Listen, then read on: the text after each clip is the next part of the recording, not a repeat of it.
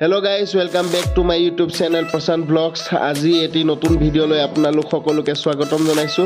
মোৰ এই ভিডিওটো আপোনালোকে প্ৰথম পৰা শেষলৈকে চাই যাব আৰু যদি মোৰ এই ভিডিওটো ভাল পায় তেন্তে ভিডিওটি এটি লাইক কৰি দিব, লগতে বন্ধুবৰ্গৰ মাজত শ্বেয়াৰ কৰিব আৰু মোৰ এই চেনেলটো সাবস্ক্ৰাইব কৰিব নাপাহৰিব। তেন্তে বলক আজি ভিডিওটো আমি আৰম্ভ কৰোঁ।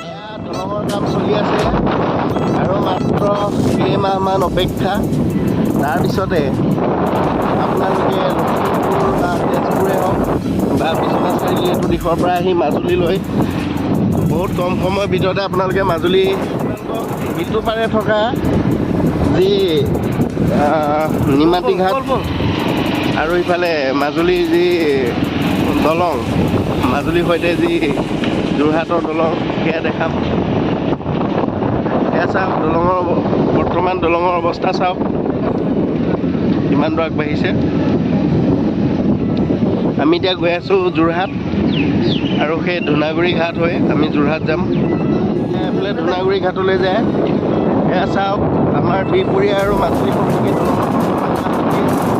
আৰু প্ৰায় কেইমাহমানৰ পিছতে আমি অতি কম সময়ৰ ভিতৰতে বিহপুৰীয়া পৰা মাজুলী গৈ পাম। মাত্ৰ 5-10 মিনিটৰ ৰাস্তা হৈ পৰিব। এখন দলঙৰ বৰ্তমান কাম চলি আছে, বহুত ক্ষিপ্ৰতাৰে চলি আছে। প্ৰায় অতি সোনকালে আমাৰ এই দলঙৰ কাম সোনকালে হ'ব বুলি আমি আশা কৰোঁ। বৰ্তমান ইয়ালৈকে এখন লগাইছে আছে। আমি যাম এইফালে ধূনাগুৰি ঘাটেদি, এইফালে আমি ঘাটত পামগৈ আৰু কিছু দূৰ যোৱাৰ পিছতে আমি ঘাট পাম। ঘাটৰ পৰা সিফালে মাজুলীত প্ৰৱেশ কৰিম আৰু মাজুলীত প্ৰৱেশ কৰি আপোনালোকক মই সিটো পাৰে যি চেলেক মানে যিখন দলং মানে লোহিতৰ ওপৰত থকা দলংখন, সেই দলং আপোনালোকক দেখাম। আপোনালোকে মোৰ ভিডিঅ'টো প্ৰথম পৰা শেষলৈকে চাই যাওক। যদি মোৰ ভিডিঅ'টো ভাল লাগে তেনেহ'লে লাইক কৰি দিব, চেনেলটো ছাবস্ক্ৰাইব কৰি থ'ব যাতে মই দিয়া ভিডিঅ'বিলাক আপোনালোকে পায় আৰু লগতে আপোনালোকৰ বন্ধুবৰ্গৰ মাজত মোৰ এই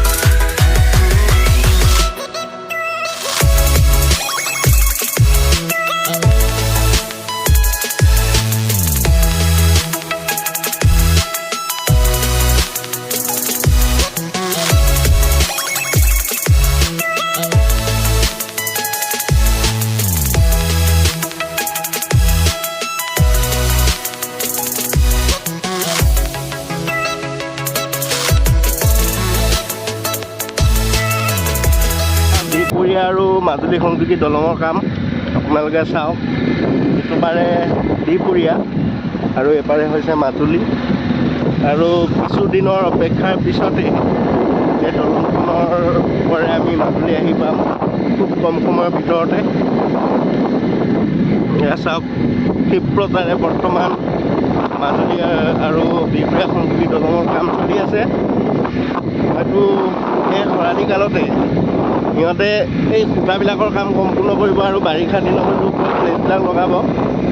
মোটামুটি আৰু 2 বছৰ পিছত এই দলংখন কাৰ্যক্ষম কৰিব। এয়া মাজুলীত ৰাষ্ট্ৰীয় ঘাইপথৰ কাম বৰ্তমান চলি আছে। এয়া চাওক এইফালে আপোনাৰ বিহপুৰীয়া, হয়তো বিহপুৰীয়াৰ পৰা অহা ৰাস্তা হয়। এয়া সকলো মানুহে বৰ্তমান কাম কৰি আছে। ওপৰত থকা আনখন দলং, এই দলংখনৰ কাম বৰ্তমান 100% কৰি সম্পূৰ্ণ হ'ল। হয়তো জানুৱাৰী মাহৰ শেষৰ ফালে এখন উদ্বোধন কৰিব। বৰ্তমান পৰিৱেশটো আপোনালোকে চাওক। বৰ্তমান উদ্বোধন কৰা নাই। আমি এতিয়া তলেদি যাম, সেই তাত আপোনাৰ 30 টকা দিব লাগিব। এই দলংখন আপোনালোকক আকৌ এবাৰ কৈ থওঁ, অহা মাহৰ মানে 2026 চনৰ জানুৱাৰী মাহৰ শেষলৈ এই দলংখন উদ্বোধন কৰিব অসমৰ মাননীয় মুখ্যমন্ত্ৰী হিমন্ত বিশ্ব শৰ্মা ছাৰে। এয়া চাওক, মুঠৰ ওপৰত মাজুলীলৈ আহিবলৈ বহুত সহজ হৈ পৰিব আৰু দুদিনমানৰ পিছতে, যিহেতু বিহপুৰীয়া আৰু মাজুলী সংযোগী দলঙৰ কাম ক্ষিপ্ৰতাৰে চলি আছে। আৰু 2-3 বছৰ পিছতে মাজুলী আৰু লখিমপুৰৰ মাজৰ যিটো ব্যৱধান সেইটো একেবাৰে সামান্য হৈ পৰিব। এতিয়া ওপৰলৈ উঠাৰ কোনো পাৰ্মিশ্যন নাই, নহ'লে মই ওপৰত উঠি আপোনালোকক পৰিৱেশটো দেখালোহেঁতেন। চাওক, যদি আপোনালোকে লখিমপুৰ ডিষ্ট্ৰিক্টৰ বা ওচৰে পাঁজৰে কোনোবা ডিষ্ট্ৰিক্টৰ যদি হয়, যদি দেখা নাই দলংখন, এবাৰ চাই যাব। এই লোহিত নদীৰ ওপৰত এই দলংখন বনাইছে। এইটো সৰুৱে হয়, বহুত ডাঙৰকৈ বনাইছে দলংখন। এতিয়া চাওক, আগতে এইফালে এইটো ফেৰী ঘাট আছিলে। মানে লখিমপুৰৰ পৰা মাজুলী আহিবলৈ হ'লে 2টা ফেৰী ঘাট পাৰ হ'ব লাগে। এটাটো আমাৰ ইফালে সোৱণশিৰি নদীৰ ওপৰত নদীত আছে, আৰু আনটো এই লোহিত নদী। এতিয়া কেইদিনমানৰ পিছত এই দলঙেদি আমি অতি সোনকালে মাজুলী আহি পাই যাম।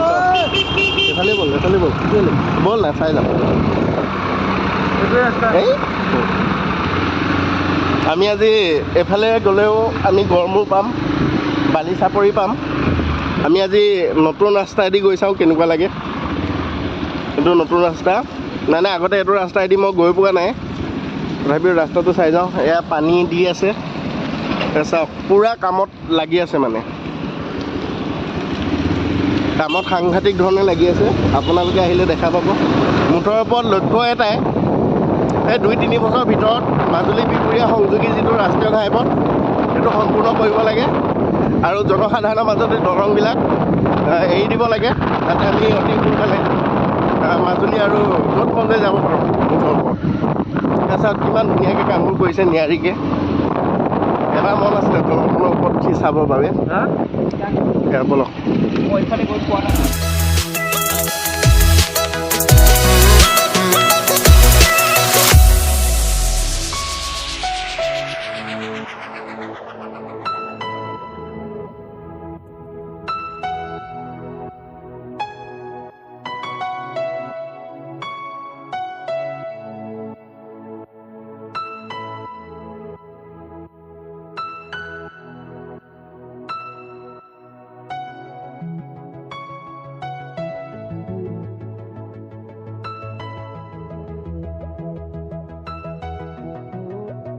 আজি যিহেতু দেওবাৰ দিনা মই জনাত ইমান এটা কামত নালাগে চাগে, তথাপিও কামত লাগি আছে। কিন্তু যি পাৰিছোঁ, এই গোটেই ৰাস্তা বোকা।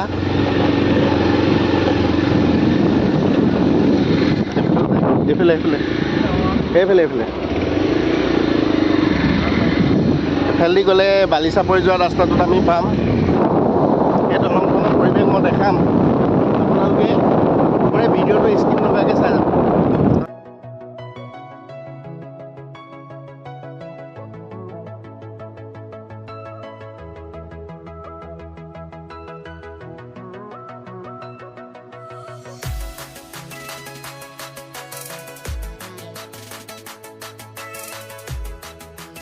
এইটো হৈছে বনাই থকা চিনেমা হল।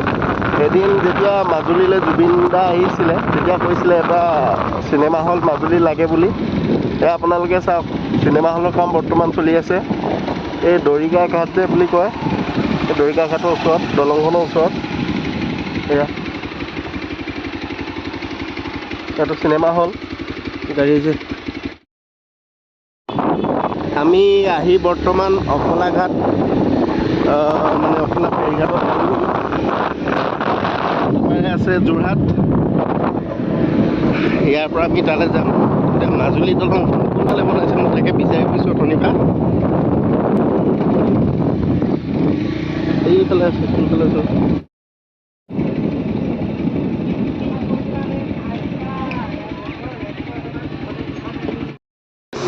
বহুত সময় অপেক্ষা কৰাৰ ফলত আমি আমাৰ ফেৰী আৰম্ভ হ'ল। এয়া চাওক, এয়া হৈছে অফলা ঘাট আৰু তোমাৰ নিমাতী ঘাটৰ মাজৰ ফেৰী। আমি এতিয়া যোৰহাটলৈ গৈ আছোঁ। এয়া চাওক, আমি এতিয়া ব্ৰহ্মপুত্ৰৰ মাজত আছোঁ। পিছফালে মোৰ লগত আহিছে দিলীপ ছাৰ। দিলীপ ছাৰ, এয়া দিলীপ ছাৰ আহিছে। দিলীপ ছাৰ মই আহিছোঁ।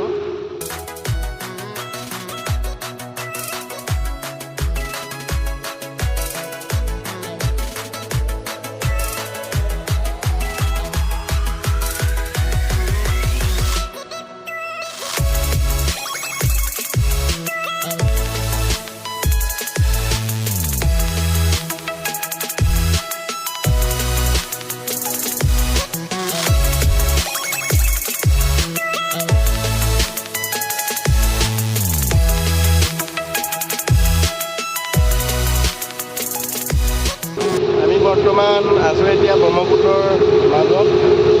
আপোনাৰ এইফালে অফলা ঘাট,